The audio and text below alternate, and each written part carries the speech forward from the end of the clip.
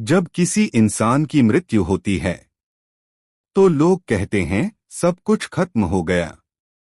लेकिन शास्त्र कहते हैं यहीं से असली यात्रा शुरू होती है। मृत्यु के बाद शरीर यहीं रह जाता है, लेकिन आत्मा शरीर से अलग होकर एक अलग लोक की ओर बढ़ती है।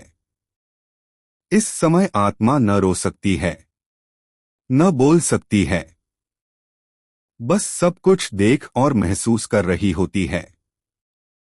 कहा जाता है कि मृत्यु के बाद आत्मा को यमदूत यमलोक की ओर ले जाते हैं। वहां आत्मा को यमराज के सामने प्रस्तुत किया जाता है। यमलोक में कोई सजा तुरंत नहीं दी जाती।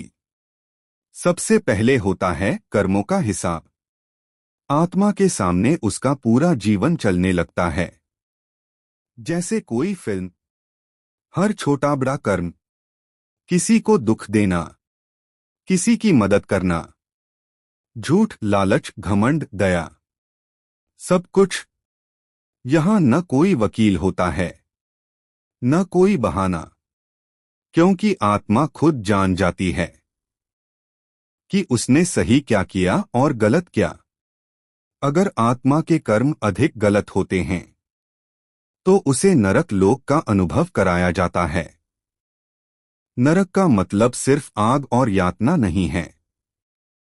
नरक असल में अंतहीन पछतावे की जगह है। वहां आत्मा को अपने ही कर्मों का परिणाम दिखाया जाता है।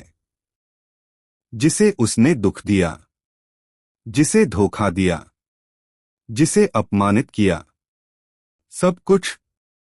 आत्मा को शारीरिक दर्द नहीं होता, लेकिन मानसिक पीड़ा बहुत गहरी होती है। वह चाहकर भी कुछ बदल नहीं सकती। शास्त्रों के अनुसार नरक आत्मा को नष्ट करने के लिए नहीं, सुधारने के लिए होता है। जो आत्मा अच्छे कर्मों के साथ जाती है उसे स्वर्ग लोक का अनुभव मिलता है।